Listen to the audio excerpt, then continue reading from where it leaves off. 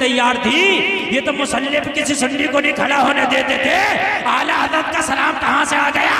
बोले जब सुन्नियों ने इनके रिश्ते छोड़े ना तो इन्होंने खुद सलाम याद आ गया इधर। अर्ज करने लगा क्या मतलब? नबी ने फरमाया याद कर एक जमाना गुजर गया, तू गुजरा था इन जंगलात से, फला फला जगह से, तूने किसी बच्चे को नाला कुदाया था। हाँ हाँ। नबी ने फरमाया जिसको कुदाया था वो बच्चा मैं ही था। और मैंने उसी वक्त हाथ उठा के दुआ की थी अल्लाह तेरी उम्र में बरकतें अता करे। अल्लाह ने ऐसी बरकत दी है कि तू अभी तक जिंदा है। ये मेरा ही मौजज़ा है। कहने लगा मैं तो भूल गया। नबी ने फरमाया मोहम्मद किसी को नहीं भूलते। मेरे नबी फरमाते मैं तो उस पत्थर को भी पहचानता हूं जो मेरी बैसत से पहले मेरे ऊपर दुरूद पढ़ता था। मेरे नबी दुरूद पढ़ने वाले हजर को पहचानते हैं, तो मोहब्बत करने वाले बशर को कैसे नहीं पहचानेंगे? क्यों नहीं पहचानेंगे? कहने लगा जब बात ये है तो फिर मुझे भी कलमा ही पढ़ा दे। रतन हिंदी कलमा पढ़ लिया और कलमा पढ़ के दाखिले इस्लाम हो गया। और फिर दाखिले इस्लाम होने के बाद काफ़ी अरसा नबी की खिदमत में रहे, नबी की खिदमत अंजाम देते रहे, कई जंगों में शिरकत की। उसके बाद वापस इंडिया तशरीफ़ ले आए। दुआ देखें 100 साल नहीं जिए, 200 साल नहीं जिए, 300 नहीं, 400 नहीं, 500 नहीं, 600 नहीं, रतन हिंदी ने 700 साल की उम्र पाई। कितने साल की पाई भाइयों? 700 साल की उम्र पाई। आज भी उनका मज़ार शरीफ भटिंडा पंजाब में है, कभी जाना हो तो जाके देख लेना। ये है मेरे नबी की बरकतें। अरे दुनिया की क्या तरक्की है, ये इंसान को एक सांस नहीं दे सकती। मेरे नबी दुआ कर दे तो जिंदगी 700 साल की हो जाए। नारे तकबीर, नारे रिसालत, नारे रिसालत। मसलागे आला हजरत, मसलागे आला हजरत हजरत मुफ्ती गुलफाम रजा हसानी। नारे तकबीर। मेरे नबी दुआ कर दे तो उम्र 700 साल हो जाए। बोलो ना यार सुभान अल्लाह। ओ मेरे भाइयों कान खोल के सुन लो, ये जवानी जो है अल्लाह ने तुम्हें अता की है। तुम कहते हो जवानी दीवानी होती है, मैं भी मानता हूँ जवानी दीवानी होती है, मगर इस जवानी को गाड़ी या फोन का दीवाना ना बनाओ, इस जवानी को दुनिया का दीवाना ना बनाओ। ए नौजवानों, अगर तेरी जवानी दीवानी हो तो मुस्तफा की दीवानी हो जाए, तेरा काम हो जाए। तेरी जवानी अगर दीवानी हो तो मुस्तफा की मोहब्बत भी दीवानी हो जाए। जमाना कहता जवानी दीवानी, मैं भी मानता हूं जवानी दीवानी, मैं भी मानता हूं। बिलाल ने सर चढ़ के कहा था जवानी दीवानी। उमैया कोड़ा मार रहा था। अब तो नबी का कलमा पढ़ना छोड़ दो। कहा कैसे छोड़ दूं? दीवानगी जो मुस्तफा से हो गई है, इस दिल में मोहब्बत जो मदीने मुस्तफा की बस गई है। ओ लोगों कान खोल के सुनो, ये जो जवानी है इसे दुनिया के हवाले करके ना जाना। अगर जाना है तो मुस्तफा की मोहब्बत के हवाले करके। वाह वाह वाह, जिंदाबाद जिंदाबाद, बहुत अच्छा।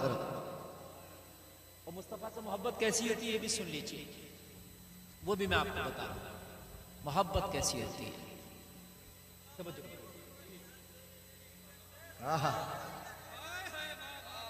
माशाअल्लाह, ये अकेले काफी है तुम्हारे पूरे गांव में नारा लगाने के लिए। अल्लाह इन्हें सलामत रखे। मैं इन्हें पहचानता हूं, कई जलसों में इनसे मैं मुलाकात भी कर चुका हूं।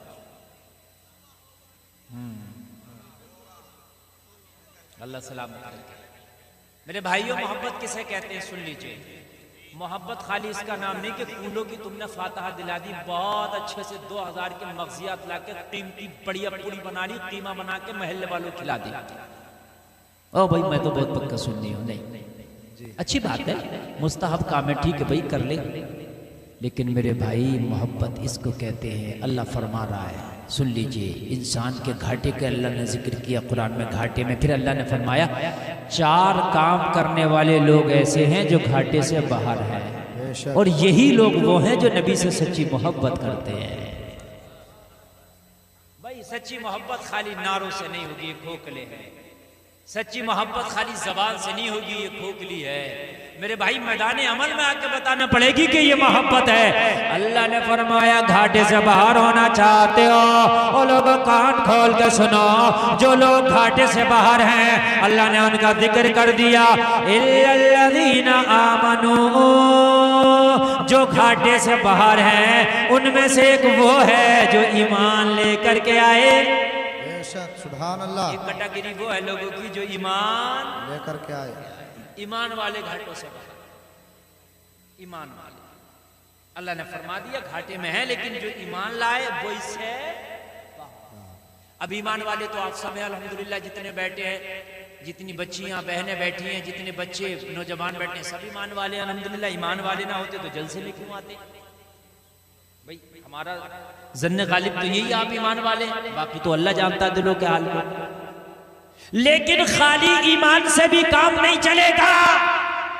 अल्लाह ने फरमाया इल्लल्लज़ीना आमनू, वो घाटे से बाहर है जो ईमान लाए, व अमिलुस सालिहात, और जिन्होंने नेक अमल किए। जिंदाबाद जिंदाबाद, बहुत अच्छा। नेक अमल भी जरूरी है मेरे भाइयों। खाली ईमान ले आए और ईमान लाने के बाद में नेक अमल की तरफ देखा ही नहीं। अल्लाह ने फरिश्ते को हुक्म दिया हजरत जिब्रील को कि जाओ फला बस्ती को लौट दो, पलट दो, उसका तख्ता पलट करो। और उसकी मौला उस बस्ती का, उसमें तो एक तरफ बड़ा नेक बंदा रहता है, बहुत नेक बंदा है। रब ने फरमाया सबसे पहले उसी का तख्ता उलट करना जिसको तू नेक बता रहा है। अल्लाह, अर्श की मौला किस लिए? कहा वो खुद सजदे जरूर करता है, मगर बस्ती में जब लोग गुनाह करते हैं तो किसी को रोकने की कोशिश नहीं करता। जी अल्लाह। तामुरून बिल मारूफ व तनहौना अनिल मुनकर भी बनना होगा। जी जी। तुम जो कहते हो हमें क्या जरूरत पड़ी है मौलाना, हम क्यों बुराई लें, हमें क्या जरूरत है, मेरा तो इलेक्शन खराब हो जाएगा, मेरे तो वोट कट जाएंगे। वो जलसे में आने वाले कान खोल के सुन, इलेक्शन की बुनियाद पे तू नहीं बैठ सकता, तेरे वोट कट जाएंगे, इस बुनियाद पर नहीं बैठ सकता। अब कोई नबी नहीं आने वाला, बुराई को रोकना तुम्हारा ही काम है, भलाई का हुक्म देना तुम्हारा ही काम है। बेशक सुभान अल्लाह। नारे तकबीर, नारे रिसालत, उलमाए अहले सुन्नत, मसलके आला हजरत, फैजाने आला हजरत, अजमत मुस्तफ़ा कॉन्फ्रेंस, हजरत अल्लामा मौलाना मुफ्ती गुलफाम साहब किबला, नारे तकबीर, नारे रिसालत। सोचते हो हमें क्या जरूरत पड़ी है, हमें क्या जरूरत पड़ी है, मियाँ वो कर रहा तो करने दो। और मेरे भाई तुझे जरूरत पड़ी है, इमाम हुसैन को क्या जरूरत पड़ी थी कूफा जाने की, अच्छे खासे मदीना शरीफ में तो रह रहे थे ना, सबसे अच्छा शहर दुनिया का मदीना, जहां नाना का रोजा वहां रहने की क्या जरूरत थी, मगर यजीद की दबंगई को रोकना जरूरी था, उसकी गुंडागर्दी को रोकना जरूरी था, यजीदियत को मिटाना जरूरी था। इमाम हुसैन ने मदीना से सफर करके करबला पहुंचे।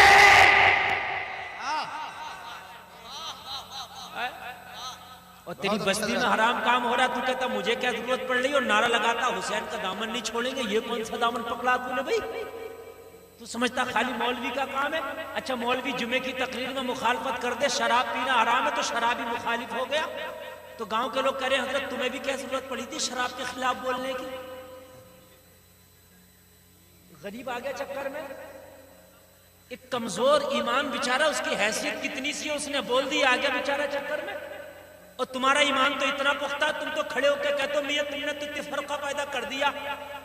मौलवी तो फितने की बात करते। एक मेरे भाई कान खोल के सुन, वो भलाई का हुक्म देना ये तुम्हारा ही काम है।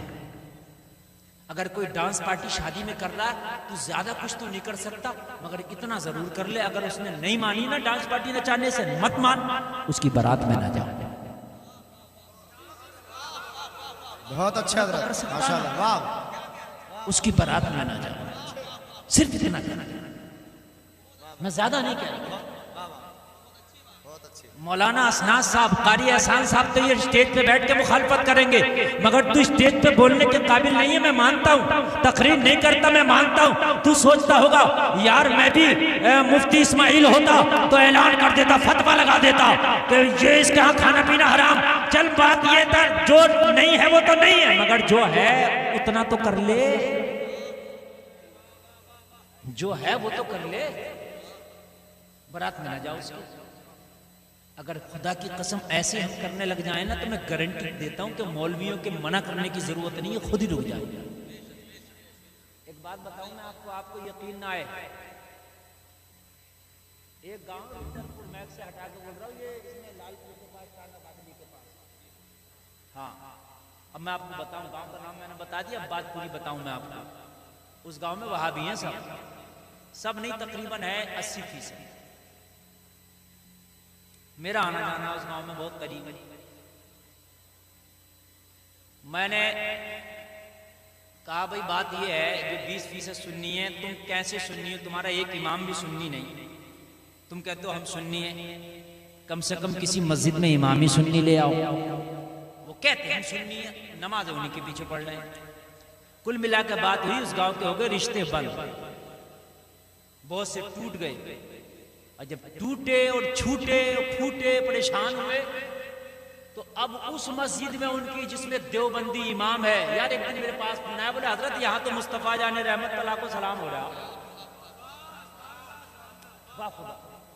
तो मैंने कहा हाजी जी ऐसा नहीं हो सकता। बोले हजरत ऐसा ही हो रहा है। मैंने कहा या अल्लाह, कासमी मौलवी उसमें इमामत कर रहा, और सलाम में मैंने कहा या नबी सलाम अलैका होता, बोले नहीं मुस्तफा जाने रहमत तआला को सलाम। मैंने कहा अच्छा सुबह को सुनाना, फजर में आ रहा फिर हाजी जी का हैंड फ्री करके, बोले लो सुनो। बाखुदा उस मस्जिद में हो रहा मुस्तफा जाने रहमत तआला को सलाम। मैंने कहा हाजी जी यहाँ तो गोली